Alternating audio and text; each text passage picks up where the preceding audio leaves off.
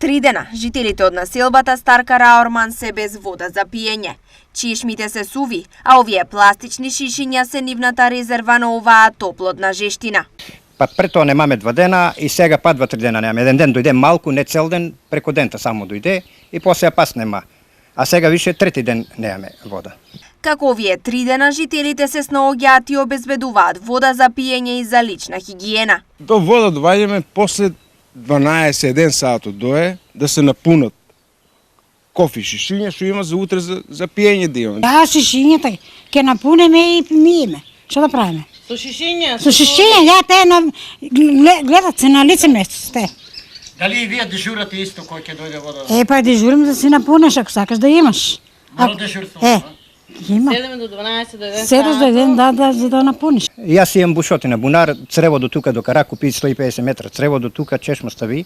И од таа, ама таа не е за пиење само.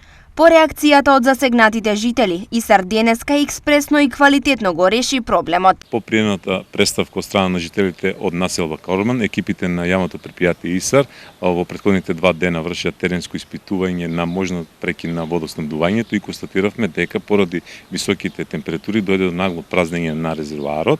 Ние како јавно предпријатие го засиливме дотурот во резервоарот, ги извршивме промена на филтрите кои го вршат тој пароц на дотур на вода и во моментот водоснабдувањето и на највисоките делови во населбата Каорман е регулирано и се одвива во најдобар можен ред.